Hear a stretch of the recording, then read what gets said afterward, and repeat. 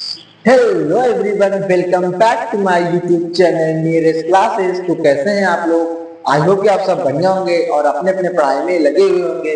तो दोस्तों, एक बार मैं फिर हाजिर हूँ आपके अपने यूट्यूब चैनल नीरज क्लासेस पर।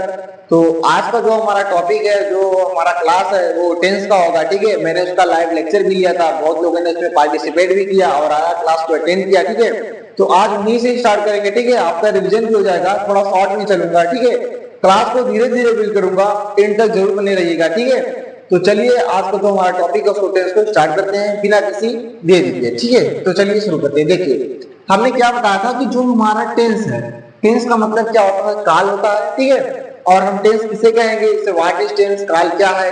These tense are used in present, past and future are also called tense. आप सीधे सीधे ये समझिए कि जो काल हमारा है, जहां पे किसी समय का पूर्ण होना या उसका बोध होना पाया जाता है कि वो प्रेजेंट में हो रहा है, कि पास्ट में हो रहा है, कि फ्यूचर में हो रहा है, उसी को क्या कहते हैं? टेंस कहते हैं। ठीक है, आई होप कि आपको तो समझ में आ गया होगा। आप आगे चलते हैं। देखिए, जो हमारा टेंस था वो तीन प्रकार का था। जो हमारा टेंस था कितने प्रकार का था? तीन प्रकार का। तो पहला जिसमें है प्रेजेंट, दूसरा था पास्ट और तीसरा था फ्यूचर। देखिए, प्रेजेंट का मतलब क्या होता है? जो इसमें चल रहा है, इसीलिए प्रेजेंट का मतलब है। ठीक है, पास्ट का मतलब था और फ्यूचर का मतलब गा। जैसे हम लोग कोई भी बात बोलेंगे, या तो उसमें लास्ट में है बोलते हैं, या तो था या तो गा। ठीक है, तो मतलब इससे ये पता चल जाता है कि ये प्रेजेंट का है, या तो पास्ट का है, तो फ्यूचर का। अब ये प्रेजेंट इंडिफिनिट है, कांटी ये परफेक्ट है कि परफेक्ट कंटीन्यूअस टेंस है, इसमें क्या है वो तो उसका अलग मीनिंग है। ठीक है, अभी फिलहाल इतना समझिए, जो हमारा टेंस है, present tense, past and future tense, इसके तीन प्रकार थे।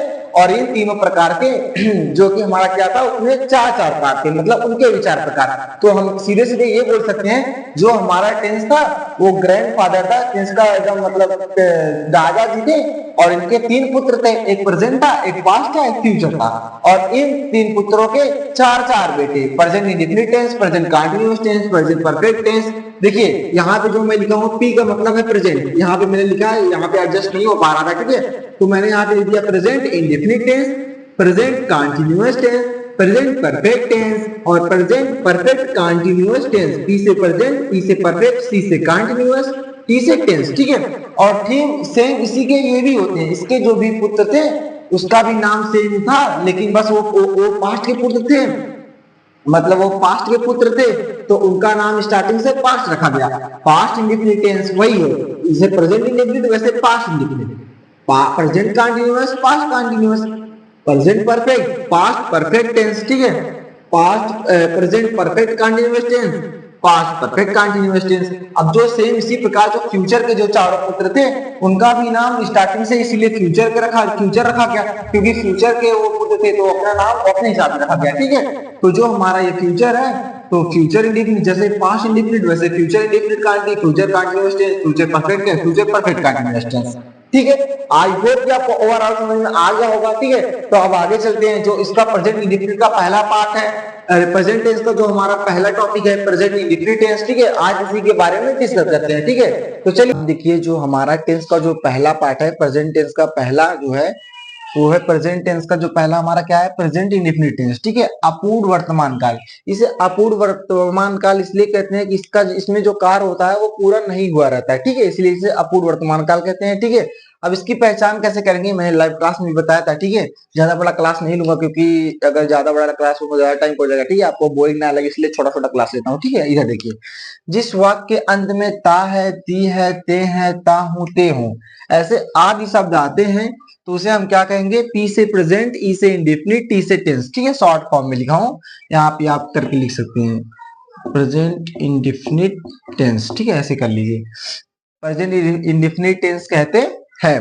इसके देखिए जो रूल्स हैं, जो नियम है, नियम वही मतलब जो एक वचनकर्ता के साथ, सॉरी, एक वचनकर्ता के साथ और बहुवचनकर्ता के साथ कैसे कैसे उसका हम यूज करेंगे, वर्ब का कौन सा फॉर्म लगाएं, वही बताया गया है। ठीक है, तो ये कह रहा है रूल, इसका जो नंबर 1 है, जो पहला नियम है। ठीक है, इस टेंस में आई और वी, आई मतलब मैं, वी मतलब हम या हम लोग। ठीक है, देखिए जो आई वी ये हमारे बहुवचन करता है, जिसे हम प्लूरल बोलते हैं। क्या बोलते हैं? Plural subject.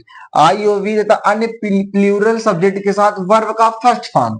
मैं ये आपको first form, second form, third form, fourth form ये क्या होता है, मैं आपको एक अलग से इसका एक अलग से क्लास लेकर बता दूंगा। ठीक है, अभी के लिए समझिए जो फर्स्ट फॉर्म होता है, जो क्रिया होती है उसका फर्स्ट फॉर्म पहला रूप लिखा जाता है। ठीक है, अभी इतना समझिए का प्रयोग होता है। और सिंगुलर सब्जेक्ट मतलब एक वचन करता।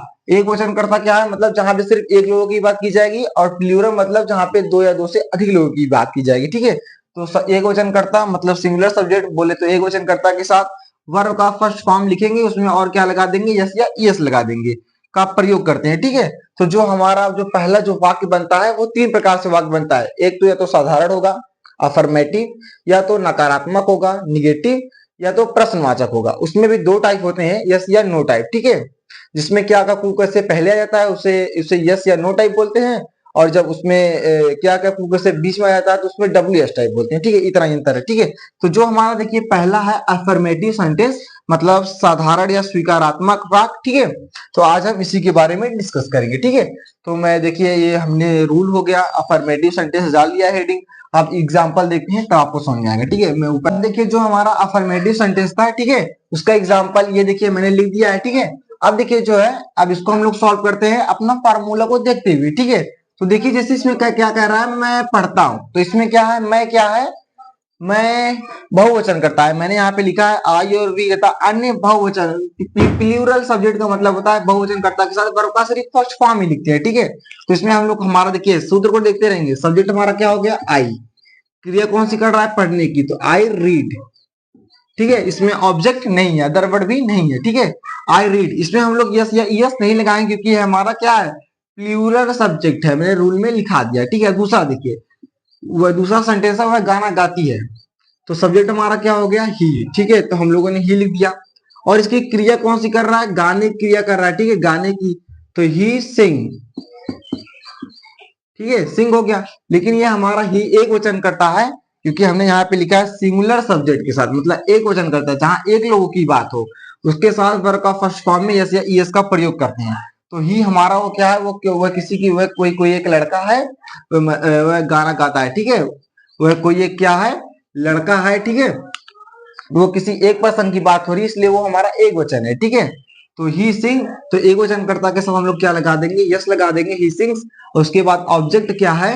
हो जाएगा सॉन्ग, ही सिंग्स सॉन्ग। ठीक है, आई होप आपको इतना समझ में आ गया हो। अगर इतना समझ में आ गया हो तो वीडियो को लाइक कर दीजिएगा, चैनल पर नहीं हो तो चैनल को सब्सक्राइब कर लीजिएगा। और हाँ, आज के लिए अब इतना ही, क्योंकि इसके बाद इस ज्यादा बड़ा लेक्चर हो जाएगा अगर मैं निगेटिव और इंट्रोगेटिव बताने लगूंगा। ठीक है, तो कल निगेटिव और इंट्रोगेटिव को कंप्लीट करके प्रेजेंट इंडेफिनिट टेंस खत्म कर देंगे, प्रेजेंट कंटीन्यूअस टेंस की ओर चले जाएंगे। ठीक है, तो इसी के साथ मिलता हूं कल एक अगले खतरनाक कॉन्सेप्ट के साथ। तब तक के लिए अपना ख्याल रखिएगा और कल के लिए मस्त होके बैठिएगा, चौड़े होके बैठिएगा, स्ट्रेस फ्री होके बैठिएगा, क्योंकि तुम्हारा भाई कल फिर आएगा एक और पढ़ाई लेक्चर के साथ। तब तक के लिए अपना ख्याल रखिए। Thank you.